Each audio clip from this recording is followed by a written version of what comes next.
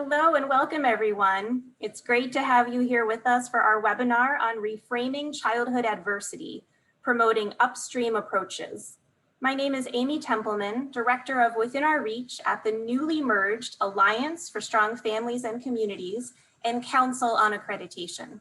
The merged Alliance and COA will convene and catalyze a dynamic, inclusive, multifaceted network of human social service organizations that leverages the collective experience of the field and research to spark a current in the sector and propel continuous evolution and improvement.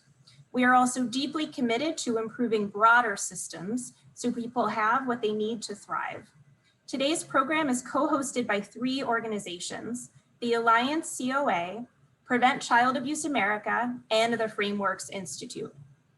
Understanding the need for fresh, powerful framing strategies, the Alliance COA and Prevent Child Abuse America asked the Frameworks Institute to update framing recommendations that have served our field well since 2004. The result is a new strategic brief that is highly accessible and actionable, takes recent science and current communications contexts into account, speaks more directly to racial and social justice, and aligns with efforts to reimagine child welfare systems into child and family well-being systems. The brief gives us tools to reframe childhood adversity as a solvable, preventable, and public issue. I've seen firsthand how helpful framing guidance can be. In a previous role, I served as executive director of the Commission to Eliminate Child Abuse and Neglect Fatalities. Our task was to deliver a report to President Obama and Congress in 2016 with recommendations to address these serious issues.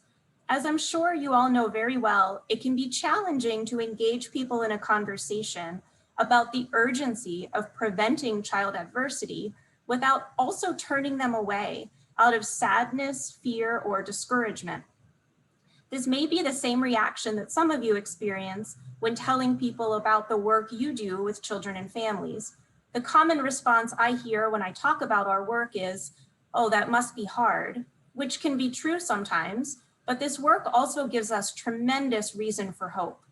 Framing guidance helped the Federal Commission call for a collective responsibility and describe how child abuse and neglect is a solvable public health issue, and we know what works to prevent it. We named the Commission's report Within Our Reach to emphasize the hope in this message. Today, Within Our Reach is an office at Alliance COA that promotes the Commission's vision of a 21st century child and family well-being system where everyone has a role to play in strengthening families. We are fortunate to work with the Office for Victims of Crime at the Department of Justice to implement the Commission's roadmap in 5 communities through a 3-year national demonstration initiative called Child Safety Forward. And we are grateful for DOJ's support in the development of this new reframing brief as a resource for the demonstration sites and the field. I'm pleased now to introduce you to our partner in this work, Dr. Stacy Phillips. Stacy is a victim justice program specialist in the Office for Victims of Crime at DOJ. Stacy, thank you for your support and for being here with us today. Thank you, Amy, so much for the introduction. And thanks to everyone for being with us today. It is great to see so much interest on this new guidance on reframing adverse childhood experiences. When OVC designed the Child Safety Forward demonstration initiative to address reducing child fatalities and serious injuries from maltreatment and victimization, we knew that communication would be an important piece of that work. The 5 sites are designing communication strategies that engage the broader community on issues such as safe sleep and protective factors, reinforcing the concept that the entire community is responsible for child and family well-being, not just individual families or individual agencies. Especially as the sites share what they are learning with the field, we will all benefit from using these framing recommendations that allow more people to connect with equitable solutions that promote safety and support families. The message that child abuse and neglect is solvable is also aligned with OVC's work with Alliance for Hope International and Dr. Chan Hellman from Oklahoma University's Hope Research Center on Hope Science. Hope is the belief that your future can be brighter than your past, and you play a role in creating it. It refers to our ability to develop pathways or mental strategies that will help us achieve our goals. Research demonstrates that hope buffers adversity and stress, it predicts important outcomes, and it can be learned and sustained. It is a protective factor. And we know that shame and blame is not the pathway to healing. And our language around this is critical and of continuing to evolve. The science and power of hope as a driver for prevention and intervention is grounded in evidence-based research. It is measurable, malleable, and offers a compelling response to ACEs. The research is clear and convincing that hope is the mindset that drives resilient behavior. At this point, I would like to introduce my colleague, Jennifer Jones from Prevent Child Abuse America, where Jennifer is the Chief Strategy Officer. Thanks, Jennifer. Thank you so much, Stacy, and thank you again for your generous support of this work. Good afternoon and welcome. My name is Jennifer Jones, and I am the new Chief Strategy Officer at Prevent Child Abuse America. Prevent Child Abuse America is the nation's oldest and largest organization committed to preventing child abuse and neglect before it happens. We promote policies, programs, and resources informed by science that enable all kids, families, and communities to thrive today, tomorrow, and for generations to come. We are incredibly excited to partner with Frameworks Institute and the newly merged Alliance for Strong Families and Communities and Council on Accreditation on this updated Reframing Childhood Adversity framing brief. We are incredibly thrilled to have so many of you joining us today. In fact, over 3,100 people have registered for this event. We knew this was important work, but you are showing us in numbers just how needed this is for our field and how hungry we are for framing strategies informed by science so we can communicate the importance of preventing childhood adversity and bring new partners and champions into our work.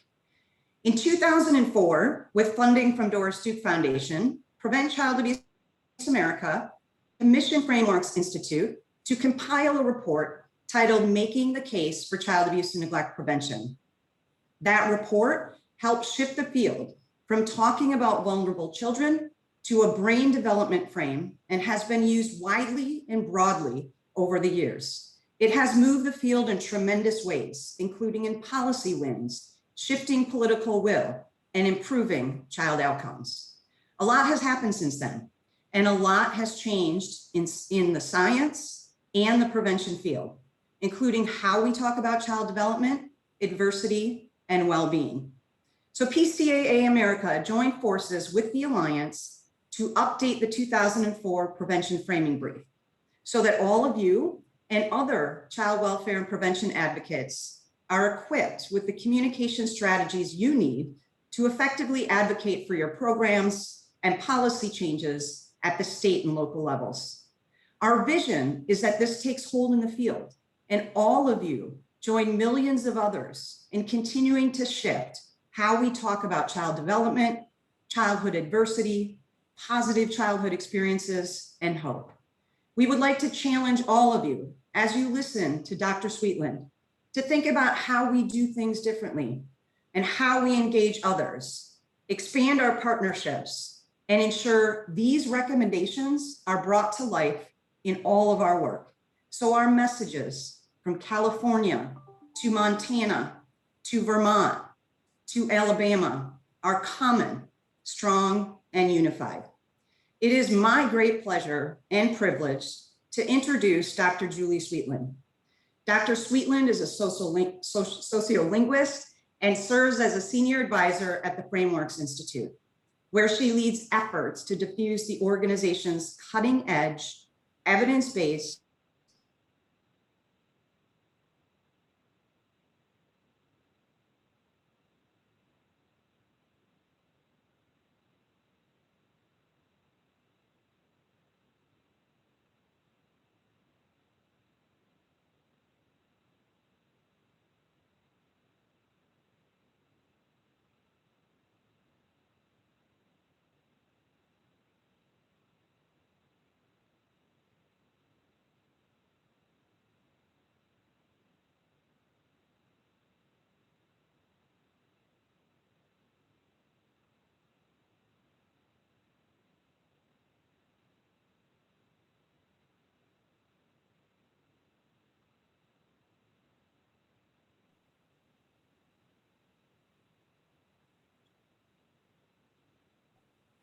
Hello, this is Charles Mutcheller, the Chief Communications Officer at Prevent Child Abuse America.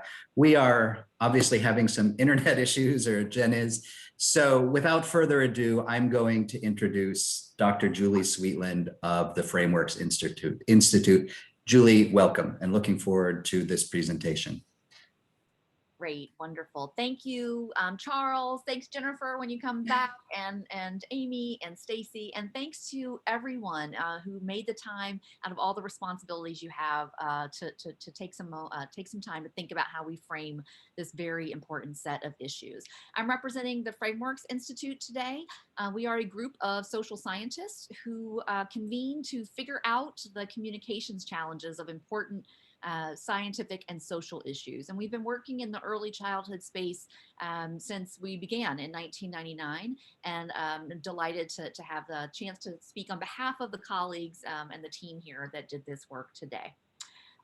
We've heard a couple shout outs to history already on this call about the framing that has served the field recently, but I just want to point out that the children's movement, the child welfare movement, has always used strategic framing as one of the tools to drive change.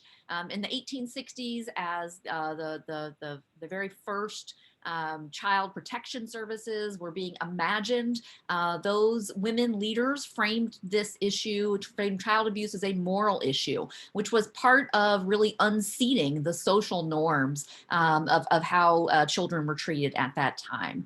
Fast forward to the 1960s, people intentionally framed it as an American issue, connecting the issues of child welfare and child well-being to the issues of the day.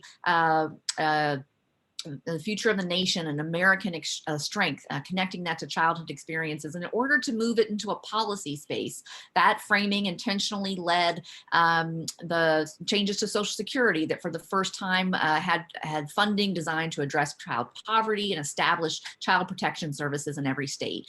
And as you all know, in this work from the late 1990s to now, there's been an intentional effort to frame child adversity as in the body, right, as a biological mechanism that affects longer-term health and health and social outcomes, really connecting it to public health outcomes. And so framing is always important right now, as the earlier speakers mentioned.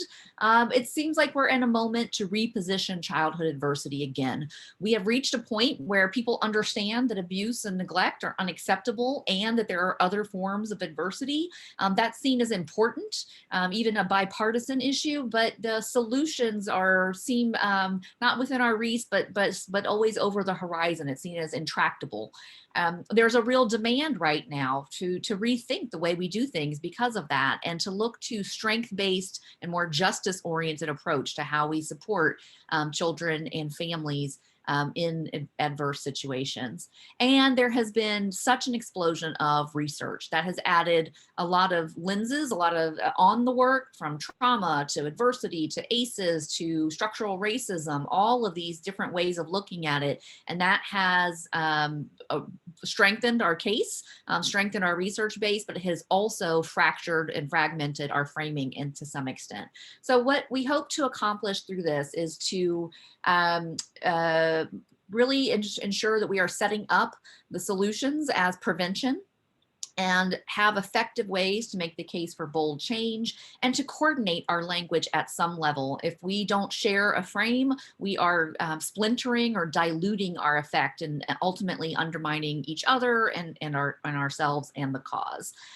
So as we sat down to think about this, we established a few goals. The field that's working on childhood adversity is large and vibrant and complex, and so it has an equally large set of communications needs. We didn't set out to address all of them. We focused on these. We think it's important, we at Frameworks think it's important to really broaden the public's mental model of childhood adversity, make room for a more expansive definition as we talk about as what counts as a serious problem. We think it's important to expand public understanding, not just that there are many problems, but how those problems occur, help people take something like a social determinants of childhood adversity perspective. Wouldn't recommend that language, but that's the kind of idea we want to move into public thinking. We want to shift attitudes that will affect this issue's place on the public agenda. Namely, we want to elevate the sense of collective responsibility, it's on us, and the sense of collective efficacy, that can-do spirit. If we do something, it will make a difference. This isn't just kind of a fool's errand. And with that motivation and to act, we want to shape understanding of the solutions we want, right? So really building support, cultivating more conversation about upstream approaches, by which I mean getting folks like the people on this call to use less of our communications real estate to talk about problem, and more to really emphasizing solutions, particularly prevention and promotion. And to do that, we're doing that. We want to invite the field to consider changing the way they talk, because that's going to change what non-specialists hear about the issue and what they think about it. We want to increase support for strategies that enhance primary and secondary prevention efforts and approaches that really promote broader community well-being. And so to arrive at a strategy for doing this, thanks to Prevent Child Abuse America and the Alliance and COA, we were able to go back through our database on framing children's issues, one of the world's largest databases on how Americans think about children's issues. So some of the data that we pulled on was foundational. Many of you are familiar with the ideas the framing strategies we've developed in partnership with the National Scientific Council on the Developing Child. So framing strategies like brain architecture or toxic stress, but some of it is newer. We turned to the findings of, for instance, a series of focus groups that we ran just before the pandemic. These included Black adults who described themselves as having experienced significant adversity in early childhood. And we looked at how they responded to and resisted messages about ACEs and toxic stress and trauma. We brought in some of our findings from our just released research on how to frame adolescent development. And there, a lot of that story can be similar to what we can talk about in early childhood, but there are some important differences as well. So this was really a reinterpretation and synthesis and updating and bringing all that research to bear on this topic. Back up. And what we landed on is that it's important for the field to talk in ways that make it very clear that childhood adversity is a public issue, that it's a preventable problem, and that it's a solvable problem. And so we will, through the course of this webinar, I'll go through these different strategies underneath those three big ideas that we think are important to advance. Before I do that, I want to just say one more word about what this strategy is and isn't. So this is an approach to focus on explaining child adversity. It will be best for coordinated, we want to focus, our goal is that folks like those of us on this call are more effective and coordinated in shaping the public conversation about what childhood adversity is and why it matters. So it's a framing strategy for explaining it, making it common sense that we as a society can prevent most instances of child adversity from ever happening in the first place, and that when adversity does occur, we can prevent a traumatic event from compounding and cascading into other problems. So it's framing advice for outreach to possible allies and bystander publics. It's about how to expand the constituency that believes that solutions are within our reach and worth reaching for. And it's advice that will help to attract potential champions for the issue. Because of the way that Frameworks goes about testing these framing strategies, we feel confident that these recommendations are reliable guidelines for that type of work. It's not messaging for clinical settings or clinical interventions, working particularly with families who have experienced adversity, and it's not necessarily ready to go language for oppositional or political settings. And it's not plug and play, take it off the shelf, turnkey messages already tailored for varied audiences or or channels. So to put this another way, I'm about to walk you through a set of high-level framing recommendations, and I'll give examples of how that recommendation might shift the approach to a particular piece of communication. I would assume that everyone on this call, all thousands, many thousands of you, should be able to apply the recommendations, that higher level recommendation. The example may or may not be right the type of messaging that you need or the style that would work best with your audiences, but the strategy overall should be pretty applicable across folks.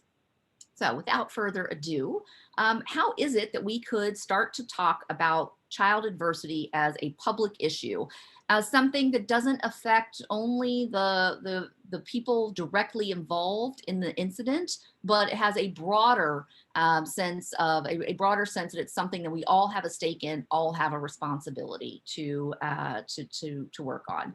The first important part of this, and we heard this a lot at the beginning of this call, is modeled beautifully, that we need to consistently talk about child adversity and child maltreatment in ways that really emphasize shared fates and making the story one where we all have a stake and a role in outcomes that matter. We need ways to remind people that we all benefit from child well-being, and we need to show that the consequences of child adversity are likewise shared.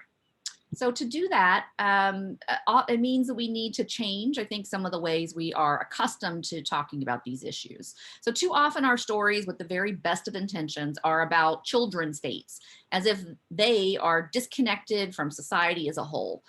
We tend to emphasize the scope or the severity of the problem, highlighting bleak facts and upsetting stories in order to spark action based on compassion. The problem with this framing strategy is often as not, it primarily resonates with people who already agree with us. That kind of story might generate short-term attention or interest or even outrage, but it won't build a constituency who's in it for the long haul of overhauling our systems in ways that focus on prevention and promotion. So instead of telling a story about kids, we need to tell a story about society. It's not about them only, it's about all of us and the principles that we should uphold.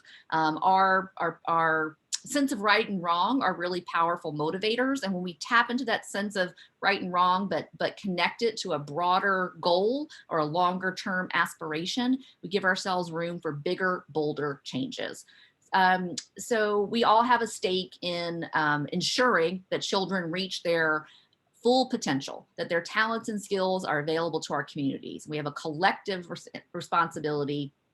Instead of saying we should be compassionate for children in these situations, more about not who's affected, but who's responsible for taking action. And that's us. We all have a collective responsibility to children. We all have a role to play. And what we do with that role can maximize or undermine children's potential. So here's some examples of what that might look like in some short, crisp messaging. Two examples of leading with values. When we lead with values, we spark a more productive perspective. So we suggest human potential and collective responsibility, because these have been shown to have positive, statistically significant effects on attitudes, on public attitudes and previous frameworks experiences.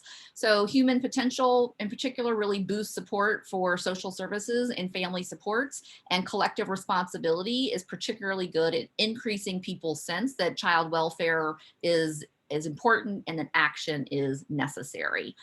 So leading with these instead of the name of the issue, like child abuse, child maltreatment, child adversity, sets us off on a more aspirational goal, which again gives us that longer term view. So here's what this might look like in terms of shifting a little more specifically. So instead of focusing on their vulnerability, here this message is focused on generating a negative emotional response, sympathy for victimized children, fear of what might be happening to children now, and using that emotional response to generate support for this proposed solution, which is services for abused children. So again, that formula might motivate people in the short term. It might generate a donation or a vote or for a particular program or policy. But over the long term, an over-reliance on abuse and neglect as a frame narrows the kinds of solutions we can push for. We can only ask for solutions that seem to fit the problem as we've defined it. And here we've defined the issue as the horror of abuse. and then protective or punitive policies follow from this. So to break out from this, we need to widen the lens on the issue. We might use that aspirational framing of our responsibility and potential in order to do that. And then we can really get into why we need to make bigger changes in order to promote that potential and live up to our responsibility. So an example here is to talk about how children are filled with tremendous promise. We have a shared duty to foster that potential. And that means shoring up the ways we support families. That allows us to really get into some of these higher impact policies like increasing economic supports. I'm not saying we have to stop mentioning the problem of abuse or neglect entirely, but it shouldn't have pride of place, right? It's really we're in this to foster and protect children's potential. That means we have to do X, Y, and Z. That will not only reduce abuse and neglect, it will increase kind of overall well-being. That helps it be framed as a public issue. Another piece of doing that is to really show how external conditions get under the skin to shape health and development and outcomes. We need to locate the issue in those external conditions in order to set up the need for a broad policy response. And we know right now that the mechanisms that perpetuate childhood adversity are largely invisible processes. It makes it harder for people to see the underlying causes that drive the problem. And we need to help people see them, because if we fail to explain them, how one thing leads to the other, people fill in empty causal slots for themselves. And on children's issues, people usually fill in a story about the individual flaws and failings of parents. And on issues like structural racism or poverty or economic inequality, people fill in a story about individuals or communities failing, not policies or systems, and they blame the people themselves for disparate outcomes. But if we can offer careful explanations, we can overcome this built-in tendency to reach for familiar answers and prompt people to pause and rethink their understanding of how something works. When we take the time to show the link between a root cause and its visible effect, explanations can lead people to recognize broader impacts and see why certain solutions lead to meaningful change. So telling this contextual story, to do this well, we want to be sure that we are connecting broader forms of injustice, such as economic or racial inequality, to childhood adversity. We want to be explicit that the stress of discrimination or repeated, just kind of repeated experiences of discrimination can wear down a caregiver's capacity to tune into children's needs. We want to connect the dots between the aspects of structural racism that are familiar to the public, such as police violence or lack of access to quality housing, and the ways that those experiences can hamper safe, stable, and nurturing relationships. So that getting a really much, connecting to the other social issues of the day is one way to talk about this. In doing that, though, it's important, I think, that we keep something that has worked very well for the field, which is to tell a neurobiological story, keep it in the body and the brain, and not a psychological story, social norms, psychological mechanisms, for instance, social norms that promote violence or social learning of abusive behaviors. Those references are much more likely to reinforce people's tendencies to attribute responsibility to individuals. And so keeping it in the body and the brain is an effective strategy. And then finally, we want to tell a contextual story, but we can't, it's better to explain one thing well than to try to say all the things that are driving childhood adversity. So we think that we should not, don't try to include every source or type of adversity in a single communication. This is a longer term strategy, and in a given communication, it's better to do one thing well than it is to try to list, rely on lists, which are quickly forgotten.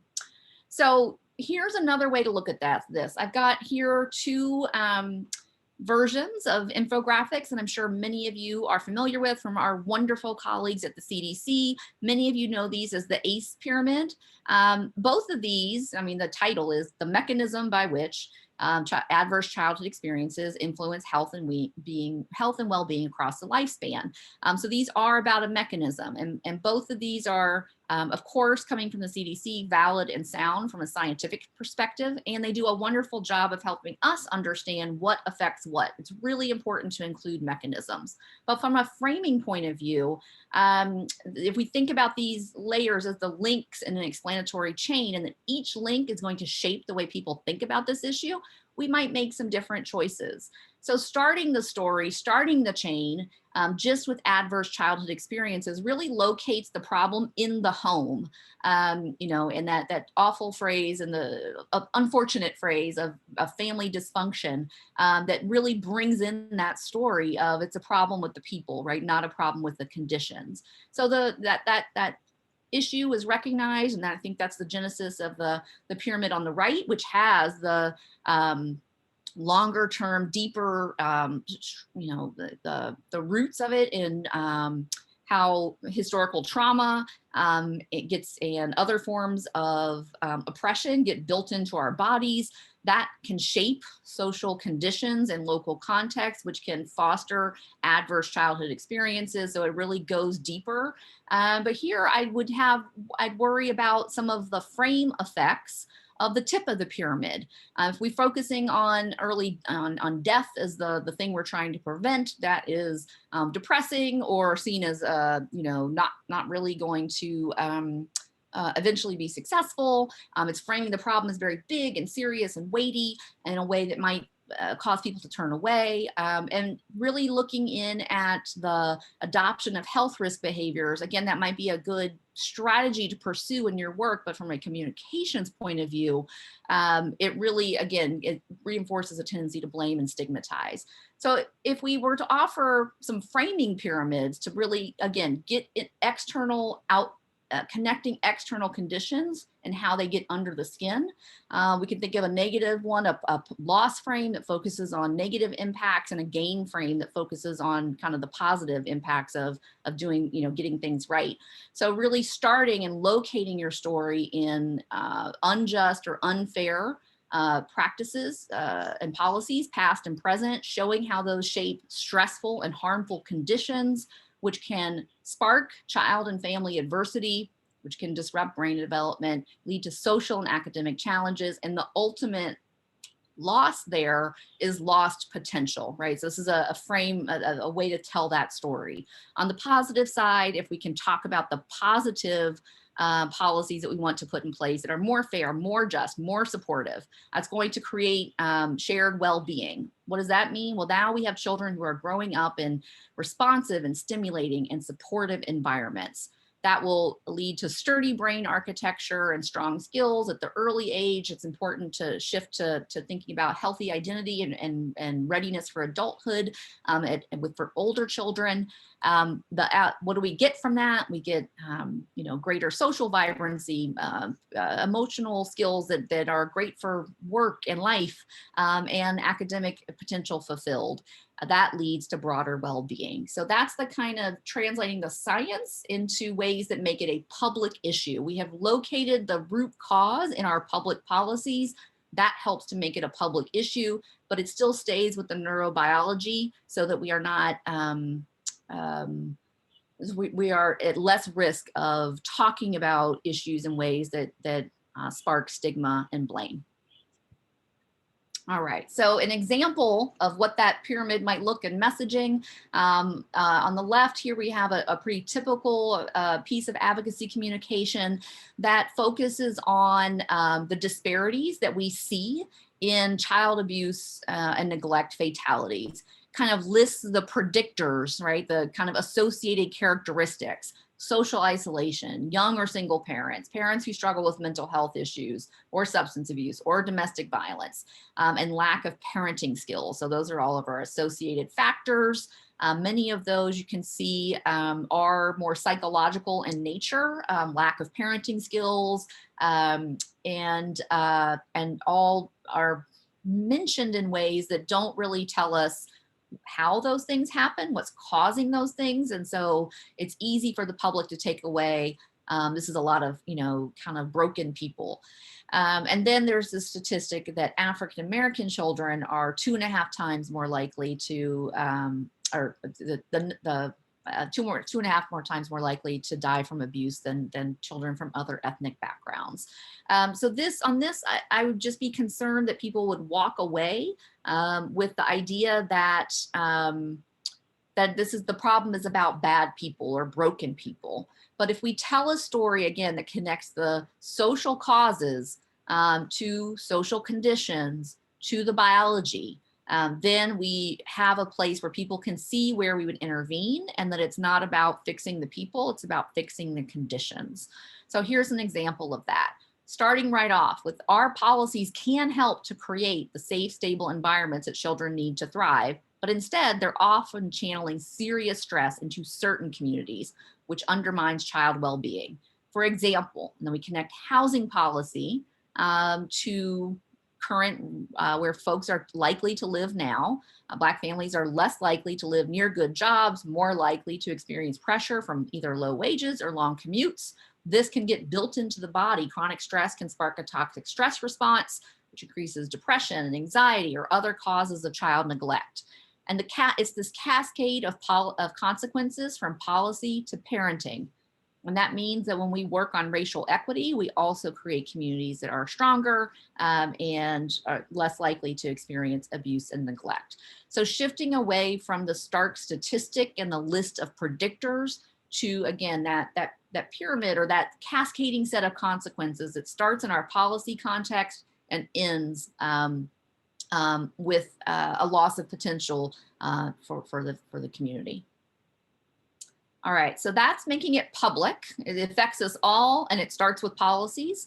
It's preventable. Prevention is genuinely hard for people to understand. Its effects are abstract and absent. It's a problem that didn't happen. Also, the effort that it involves just goes against the grain of the human brain. Cognitively, we have a built-in tendency to prefer rewards now over delayed benefits, even if that later prize is bigger.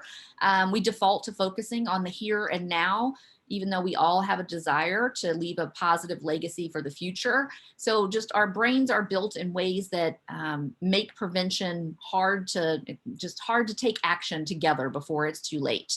The good news is that framing can help short circuit some of the hardwired cognitive biases that make us less likely to act before a problem occurs.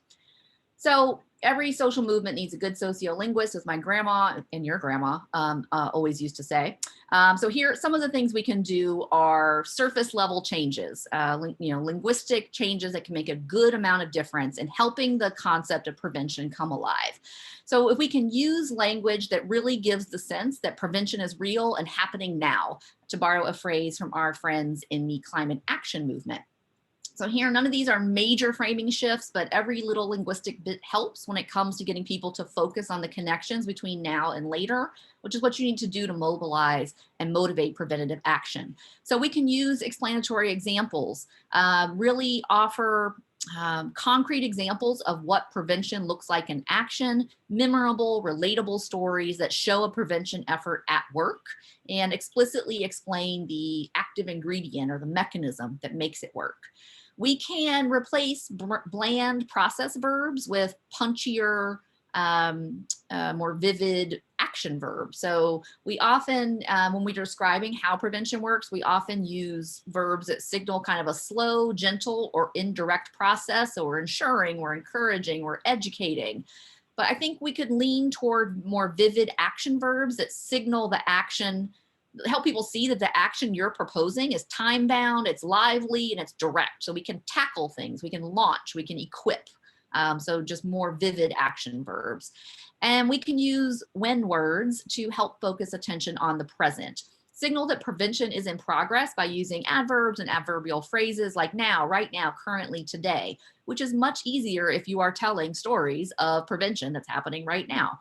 So really all of this are ways to get us to focus on the act of prevention and a little bit less about the the benefit being far off, and convincing people the benefit will happen eventually.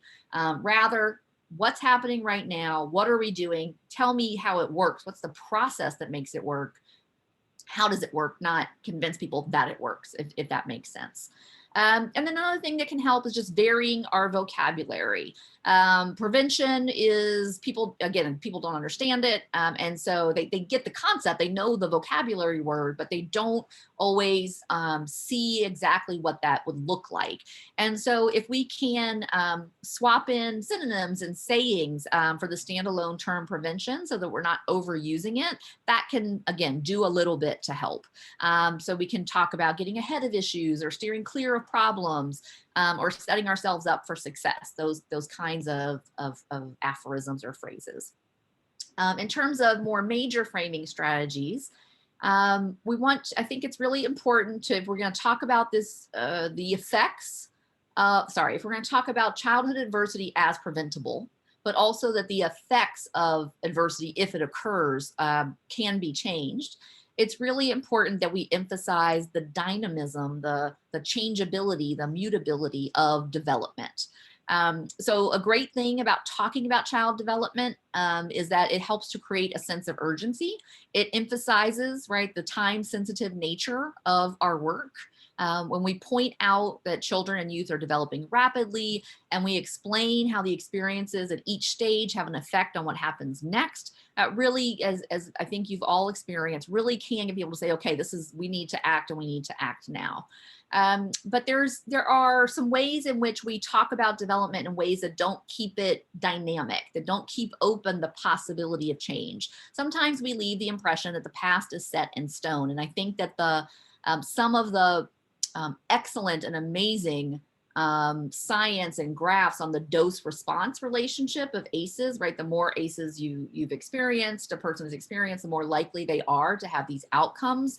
That framing can help to, it makes clear that early adversity has lasting effects, but it also can suggest that negative outcomes are inevitable or that the harm is irreparable. So I think some of the ways that we frame the dynamic nature is really important. We should talk about, how it's easier to get things right the first time, but there are always things we can do to step in and shore up anything that has been eroded or harmed. So an example to talk about development as a more sensitive and dynamic process. Instead of just really telling people that bad outcomes are ahead, really emphasizing the fact that the trajectory, it starts, but that it can be changed, right, by intervention, by attention.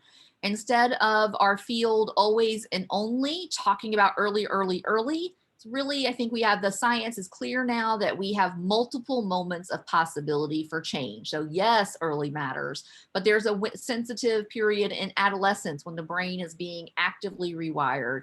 And for new parents, right, the science around the openness of the brain in early stages of parenthood. So really talking about those multiple moments of possibility. And then also,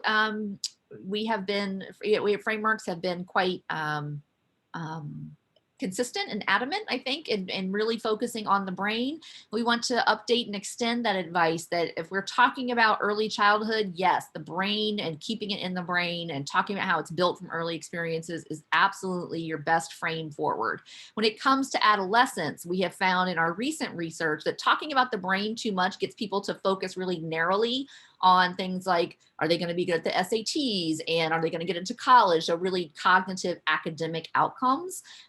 We have found that talking about adolescence is a time where children are exploring, taking on roles and identities, and they need kind of support and support in taking those risks and maximizing those opportunities is better. So I'll point you to that research, but given that so many forms of adversity, bullying, sexual abuse, many of these sorts of things do happen, intimate partner violence do happen in adolescence. The childhood adversity field needs ways to talk about adolescent experiences. And so that is maybe the brain frame is not as useful for those settings. All right. So in emphasizing the dynamism of development, we need to strike a kind of a balance between showing that the effects of childhood adversity can be serious and long lasting, and showing that we can make a difference. And so this interplay between the toxic stress response, which does help us show that the impacts are long lasting and severe, but also buffering, right? This idea that a supportive and responsive adult or other experiences can buffer children from the impact of even serious adversity, and it interrupts that stress response before it turns toxic. So keeping those two things together is also an important piece of emphasizing the dynamism of development. All right, one more example before I move on to the next part. So we can, often when we talk about ACEs, we feel the need, I think at least I feel the need sometimes, to take people all the way back to the original study and make sure they understand every detail of it before bringing them to the point, right, of the proposal that I have, the thing that I want people to take away. I want to liberate us all from feeling that we need to teach every bit of the original amazing work, and therefore liberate us from framing like this, where we list all 10 of them, and talk about how many negative outcomes they've been linked to, and then somewhere we heard that we shouldn't be too negative, so we throw it on the end. There is a protective factor, right? It's these safe, stable, and nurturing relationships and environments. That is all accurate. It's all true. But it is not the most effective way to get people to see that ACEs are preventable, and that the effects of adversity need not be irreparable. So how could we shift in ways that help us, again, keep it a preventable problem? So this is reframing it with the dynamism of development and showing what happens. So ACEs are common and harmful. They include things like, and here I've just mentioned a couple. I chose two that seem to be more people can see, understand how they are preventable. And then talk about when children experience multiple negative events like these, their bodies can be flooded with stress hormones. So keeping it in the body, which sets the stage or increases the risk for later health problems like heart disease, diabetes, or depression. Now, but I've given almost a third of the space here to, the idea that stable relationships with supportive adults and keep the mechanism in there can buffer the children from this toxic stress response, which is why family well-being programs and policies are also health policies. So here what it's done is really talked about how it gets into the body in the early stages that can cause a longer term biological problem, which creates health problems. But back in that original moment, there's something that we can do. All right, recommendation 4, again, to keep it preventable. It's really important that we, to get at prevention or to get to prevention, we have to consistently advance the idea that social conditions and contexts shape family life and children's experiences. If people persist in the assumption that the problem all comes down to poor choices on the part of families, it's hard to see where prevention would make a difference. For example, we all know that the public thinks of child neglect as just insufficient attention and assumes that that problem boils down to either selfish parents or distracted, overworked parents. This perspective makes it hard for people to see how child neglect could be prevented. So we really need ways to get to that, again, that social determinants of child abuse and neglect or other child adversity. We need a way to get into the social conditions. The metaphor of overload can really help. So we can use this metaphor of just, I'll give you just a moment to read it while I take a breath.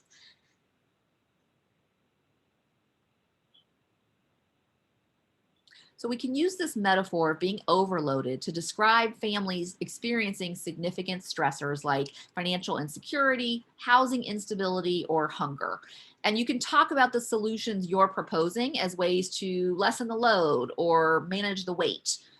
We found that the metaphor of an overloaded vehicle works really well to focus people, again, on those social drivers of abuse and neglect, rather than a specific instant of maltreatment or the particular people involved. So it helps people think systems, not individuals. And we also found that the metaphor of an overloaded vehicle works really well to focus attention on how things like poverty, social isolation, or behavioral health conditions can contribute to neglect. Those are things that you can put on to the vehicle.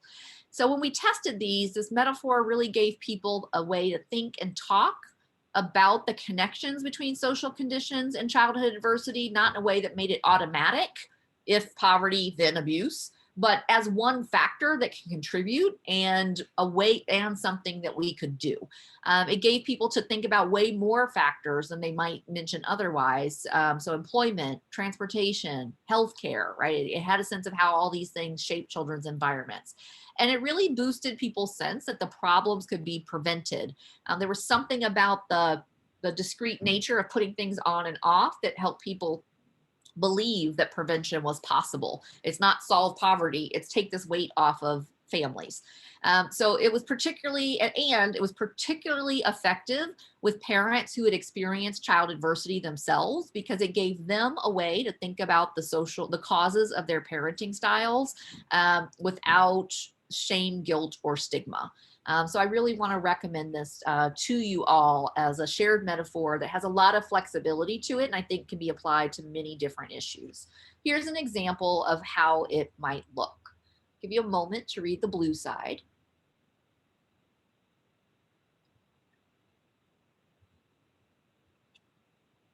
Okay, here we have defined technically, right, the parameters of neglect. And named some of the predictors, right? The things that make us understand the factors that are associated, and then mentioned some direct services that can work. We haven't said how they work. On the right, we talk a little bit more about we use this metaphor of overloaded, but also remember the metaphor is it's a metaphor for the broader social conditions that make abuse and neglect more likely.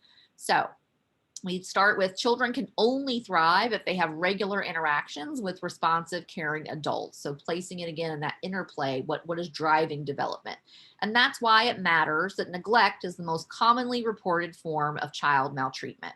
Child neglect is a signal that families are experiencing an overload of stress of some kind.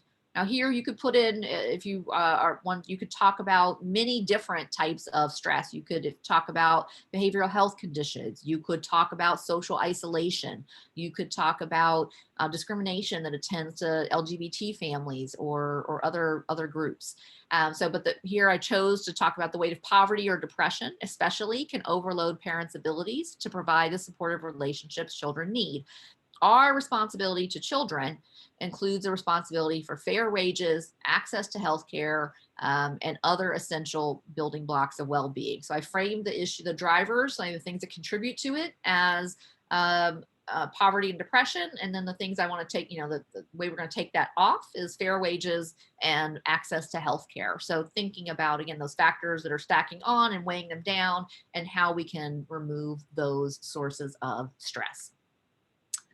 All right, so we've gone through public, we've gone through preventable. We also want to talk about solvable. We really need to highlight the idea that our response to adversity matters. If our frame doesn't intentionally and explicitly show how positive outcomes can be achieved in the wake of adversity, people are going to fall back on the idea that once a traumatic event has taken place, the die is cast, and where it lands depends on the individual. People will easily conclude that programs and policies are beside the point because some people are going to just overcome the difficulty through willpower, so they don't really need help, and others will be irreparably damaged and nothing we do will make a difference. But conversely, if we can really move away from a narrative that revolves around how the past predicts the future to one that focuses on how our present affects the future, our present actions affect the future, we can build the sense that we can do something.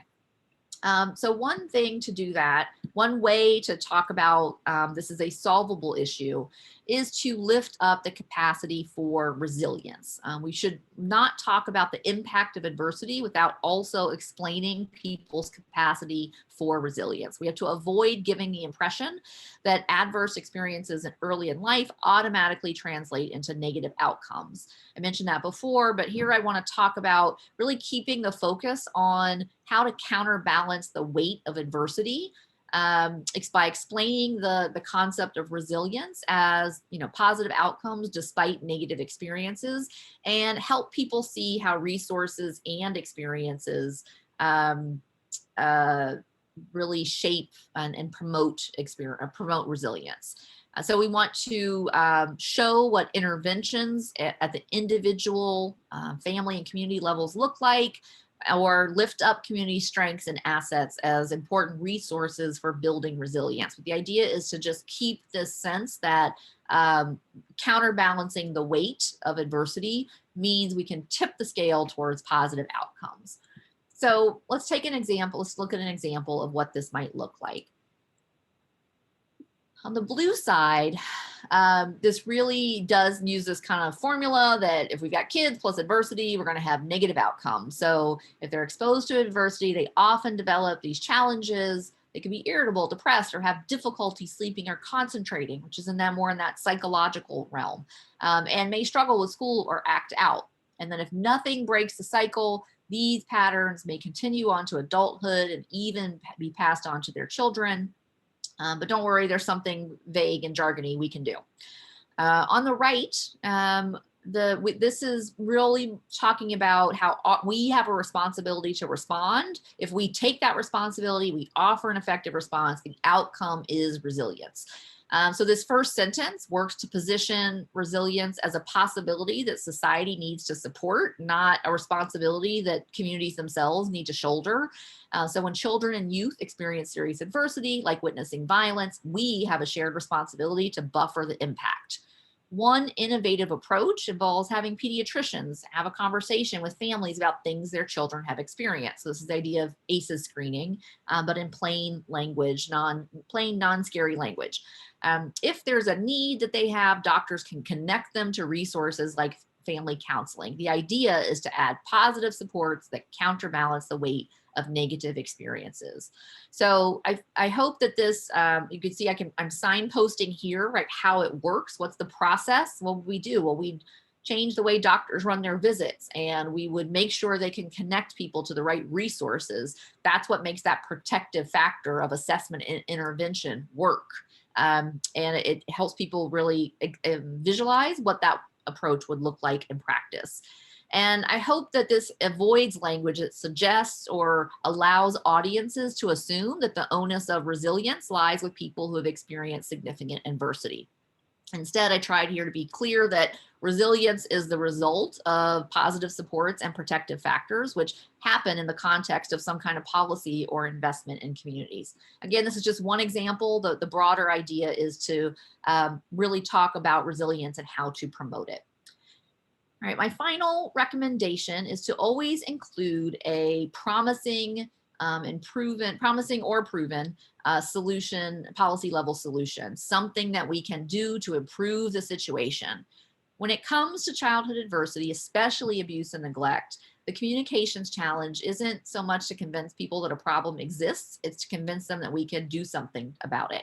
When we make it clear that change is within reach, we ward off fatalistic thinking that assumes that we can't prevent or reduce childhood adversity. And when we highlight collective policy level solutions, we make headway toward redefining the problem. This approach shifts the focus from individual responsibility to our shared obligation to set up fair structures, effective systems, and equitable social conditions. So to do this, we want to propose actionable, concrete solutions that match the scope of the problem. So, and we want to infuse that not just in one little sentence, right? Not one little sentence that seems like a throwaway at the end, but infuse a solutions vibe throughout our communications. So we want to signal that solutions exist in multiple ways. Our tone and our word choice and our examples should all work together to create a sense that change is both necessary and possible.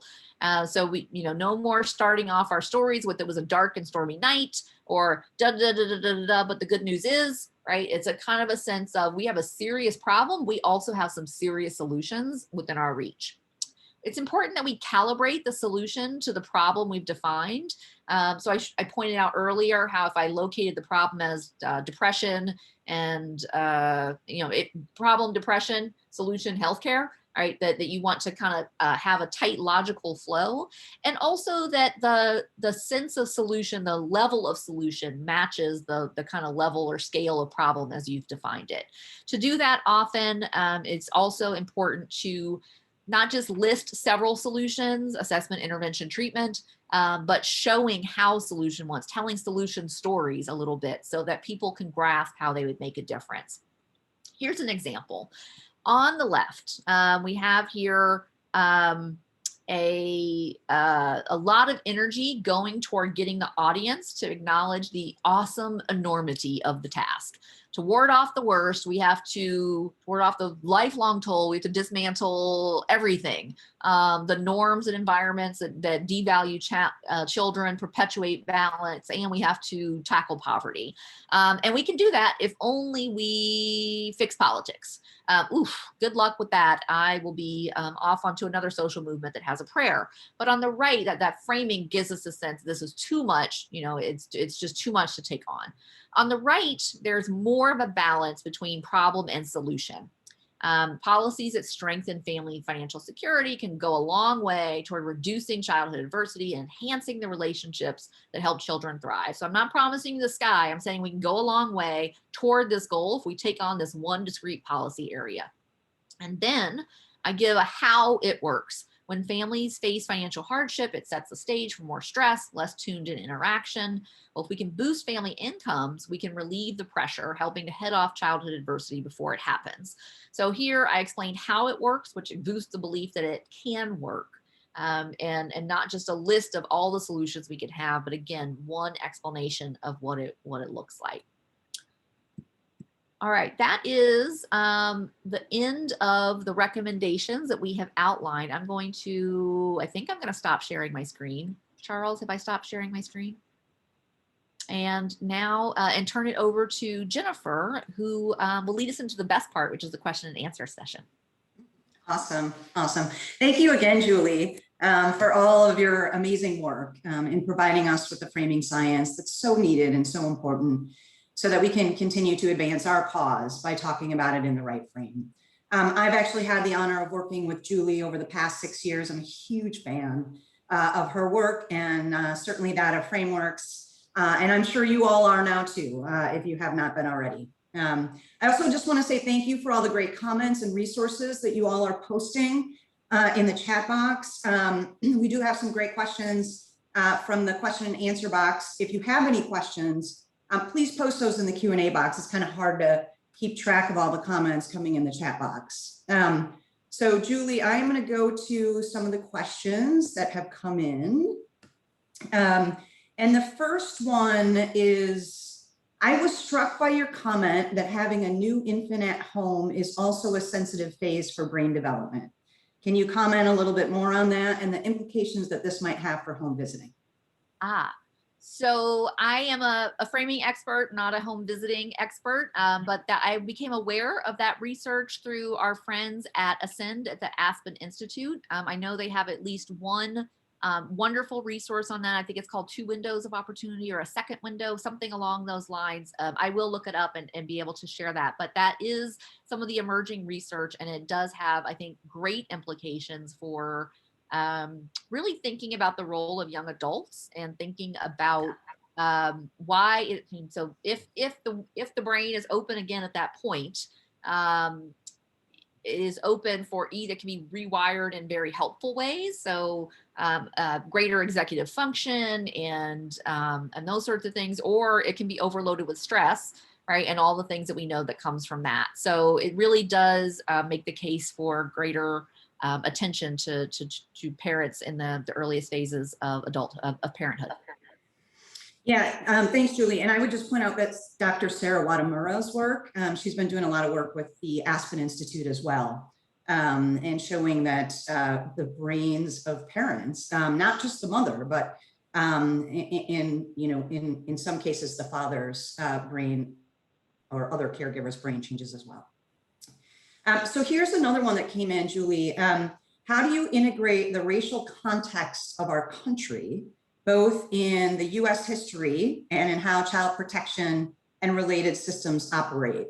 The frames seem race neutral, but systems obviously don't operate in a race neutral way. So this beyond speaking to racial disparities as an issue area, but across all the frames. Sure.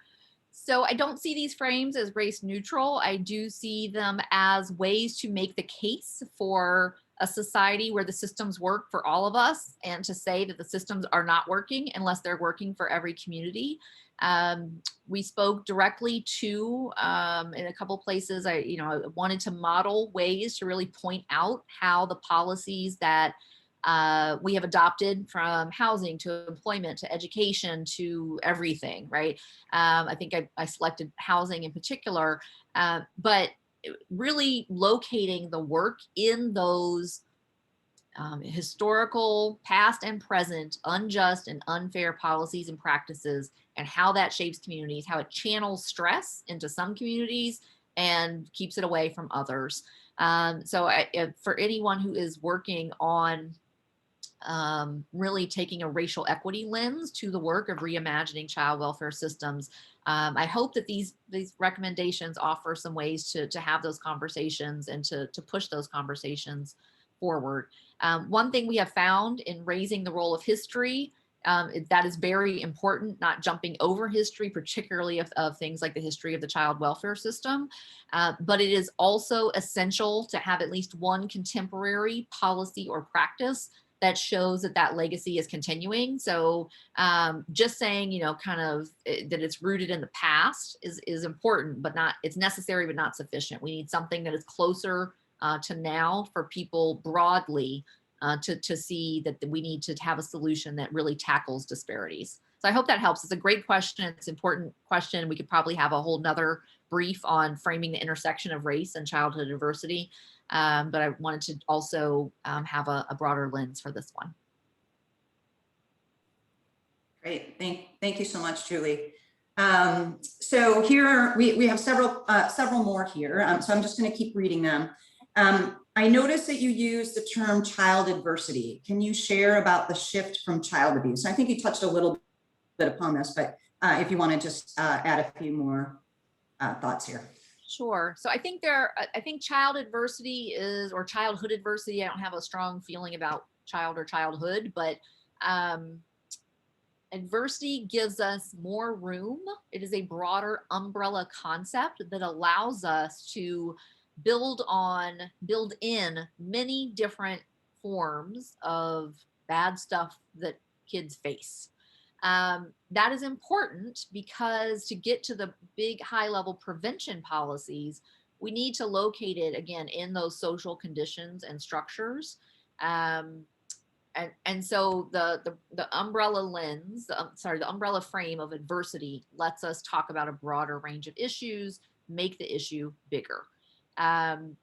It's certainly fine to mention, right, that abuse is one of the forms of adversity. I don't mean to suggest that abuse is a term we should all give up or never talk about again. Certainly not. But the issue at the level of defining the problem, the problem is not abuse. The problem is children in relationships and environments and conditions and structures that dampen their potential. And so at that level, that's one of the ways it lets us talk about racial justice. It's one of the things that lets us talk about economic issues and employment issues and schooling issues and all these things that shape children's lives. So that is the framing reason for it. The science is taking us there. And then in terms of the policies we can ask for, that higher level frame gives us more room to ask for bigger, bolder changes. Great, thanks, Julie. So previous frameworks briefs have advocated for the value of prosperity. For example, the toxic stress brief. Was there any reasoning to move away from this value? It's a little tricky, I think, okay, if you are only talking about just child development for its own sake, and you're not getting into this issue of adversity, I think prosperity can still work as a value frame. We don't have any evidence to suggest that it doesn't. There's something a little inapt, like a little off kilter, about talking about bad things happening to kids and then going to money, right? It just it doesn't seem to be as at a messaging level, it felt clunky, right? To kind of make that link and that bridge. We have very strong evidence that human potential works on the kinds of policies that are those upstream policies, and that the child, the other one, is losing it right now. The collective responsibility is particularly helpful, right, for bringing it back to us. So for bringing it back to, we all have a responsibility to deal with this issue. Much less paternalistic than, say, protection, for instance. So it's really more about the specificness of this intersection of kids and adversity than it was about prosperity not working in general. Great, thanks, Julie. So what would you think is the biggest new updated recommendation from the earlier research that we all did in 2004? Are there things recommended in earlier framing toolkits that we should adjust or change based on these new updated recommendations? That's a great question. I think the story of resilience and the story of resilience as the outcome of the positive factors we add to communities, I think that is, I don't think that was really firmly present in that work in 2004. The science was just emerging at that point. So I think that's really important. I think the overall strategy that we recommended at that time about, was really to shift from an abuse frame to a development frame, and to get inside the body, get out of the experience of abuse and into what that effect has on the body. That's still there, but the idea that we need to link it much more closely and intentionally to social injustice and policies that drive and shape inequitable conditions, I think that's the other big shift. I don't know, Jennifer, what do you think? I also agree that it's a great question. I mean, I think the overall, the way you presented it in the 4 or 6 framing recommendations, I really loved the work too that you did on prevention and how we can talk about prevention differently. So, or not differently, but some of the linguistic strategies that you include. I think that's really important. I mean, I just loved it all. I think there's a lot here that we can use and do. So thank you for throwing that back at me, because I hadn't really thought about that.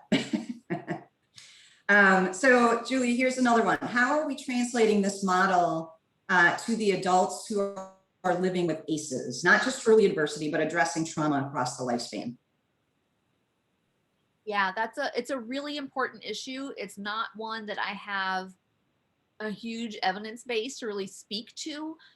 So that was, as I said at the outset, this is for that outside game, right? For shifting public opinion and mindsets in ways that allow us the political will and space to create more upstream solutions. It may or may not be effective for the direct services work. That said, the one thing I'd point you to the brief that we put out recently on talking about toxic stress with families, and that recommendation of being sure to keep agency in the picture, right? It's not all social conditions and human, individuals have no capacity to change their own situations. That was really important in talking to adults who had experienced adversity, and the capacity for resilience. So that the typical charts that show that dose response relationship, that is not the best frame forward for working with people who have high ACEs. The sense that these things do have an effect, and there are things we can do now to build your resilience. That pairing was really critically important with that group. I bet there's somebody on this call who has a lot more experience and expertise in the best ways to, again, talk directly with folks in clinical interventions to boost that hope. So. Thanks, Julie. And actually to go back to your last question, one of the things that I thought was also one of the little nuggets in the report that I think is also useful was how you sort of address this idea of a public health approach. And you comment on that. I think our field has really been using that quite extensively. So can you just say a couple of things to that, or speak to that, and how you address that in the report? Yes. Americans have no idea what a public health approach is. They might have a little bit more of an idea this year than they did last year, but even then they are thinking of it as a whole lot of medical care, right? Everywhere, and not, we are going to collect data, understand a problem, really target our responses to necessary areas, think about the policy context that's creating risk factors or removing them, right? The true, have broad strategies that work across a population. That kind of thinking is really not present in the general American mindset. So saying a public health approach is sort of like the same as saying nothing, I think. And we get so few opportunities to shift public understanding on these important social issues that we have to make the best use of every moment we have when we have the public's attention. So similar to how I recommended explaining and using sayings, right, to talk about the word prevention, I would rely on the phrase public health approach very little and spend more time explaining what that means. One metaphor that we've recently developed and tested and proved effective for people just for the concept of public health was to talk about it as the foundations of community health, and then talk about the things that do that. And then the work of public health is to check on the foundations, strengthen the foundations, shore up the foundations and everything. So it goes very well, I think, with the building metaphor that we've talked about, building well-being, but it's a little bit of a different metaphor, and you can find that work on our website. Great. This is kind of a long question, but I think a very good one. So my observations is that this is a very positive approach and very upstream, and it's a good start, but should be acknowledged as broad. My analogy would be that infection is an adverse health experience, and hand washing and social distancing are important public health approaches to containing it. But the approach to bacterial infection, strep, for example, must be different from the approach to polio or COVID. Similarly, addressing adverse childhood experiences broadly without dealing with and specifically using words like sexual abuse, physical abuse, and emotional abuse as individual causes of health and mental health conditions with downstream preventable health consequence is the next frontier. How would you frame that work? Oof. Can I see that? Can I see it? That's it. Okay. So yeah, the heart of the question is about the limits of using an umbrella concept of adversity and not getting into the specifics. Is that the heart of the question? I would say that it's broad, and how we treat things like, for example, strep would be different from how we would treat something like polio or COVID. So I think the analogy is similar. We might addressing childhood experiences broadly without specifically talking about sort of sexual abuse, physical abuse, and emotional abuse as individual causes. So I think So, that yeah. that might be the difference between a high level frame and specific messages for specific contexts. That might be part of the answer to that, or how to think about both of those things. It is broad. This is recommending that the field broaden beyond child abuse and neglect, which I think for a large part it already has done. And then it broadened beyond ACEs, even that, and that because we cannot solve those problems without getting at the larger structural conditions that keep ACEs happening. So to get to the solution, we have to be able to address racism, poverty, sexism, economic inequality, and we can't address those issues without having ways to talk about those issues. And child adversity lets us nest all those things. So that's one reason to go broader. The other thing is there are not as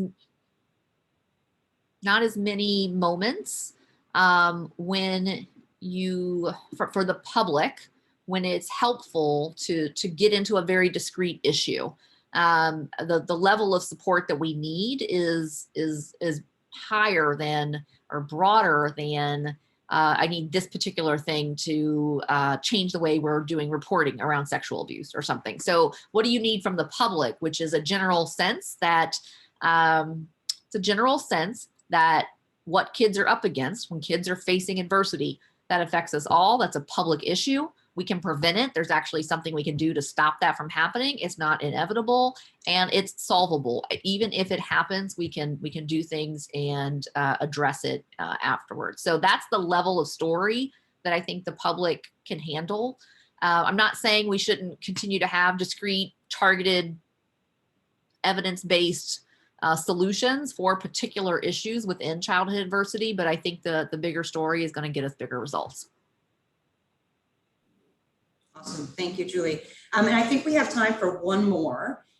So here we go. For the impacts of supportive, responsible adults, how do you share that without having the audience fall back into assuming that it is the role of the parents to be that adult, or that only parents can fill that role? Great. So this goes back, I think, to what was Jim's question. He said, what would be changed from other toolkits? One thing I would keep from previous recommendation is to expand the role of caregivers.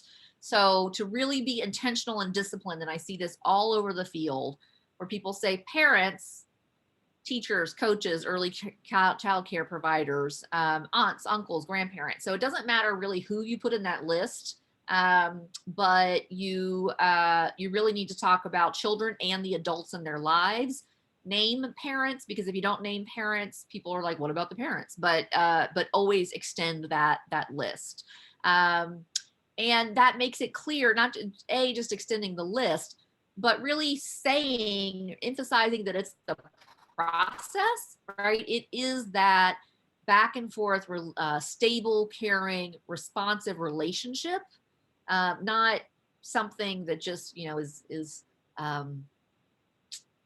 abstract, like love, right? And so the sense that you need to focus on the process, not the characteristics of the person so much, is another important piece there. Great. Thank you again so much, Julie. This is an amazing piece, amazing framing brief. I know we are already thinking about intentional and strategic ways that we can use it in the context of our organizations, and certainly how we can get it out to the field and to our chapters and our Healthy Families America site, so that everyone, again, as I mentioned earlier, we can create a unified common message that we're all using. So thank you for your work and for your time today. Before I turn it to Amy for some closing remarks, we would like each of you to open the survey link that we will post in the chat box, and offer us your feedback. It's really important. Your comments will help us improve as we continue to share and apply this work. So please do open it, and please complete it today. So I will turn it over to Amy. Thank you, Jen. And thank you, Julie, so much for all of this incredible work and for your presentation today. I want to thank everybody for joining us for this webinar. We really hope that you are leaving with some new ideas about ways to frame childhood adversity as a solvable, preventable, and public issue, because now more than ever, it is important that we all do our part to promote supportive services that strengthen families. And that includes the trusted community-based child abuse prevention programs such as home visiting, community and parent cafes, and family resource centers. We have posted some resources for you in the chat box and hope that you will be able to subscribe to the newsletters that we produce, including the Within Our Reach newsletter, and follow our organizations on social media. Most importantly, please continue to engage with us and share your experiences as you try out these new recommendations. We're really hoping to create a learning community or a community of practice around them. Today's webinar has been recorded and it will be distributed after the program. Thank you all so much for being with us, and thank you for the work that you do every day to support children and families. I hope you all take good care.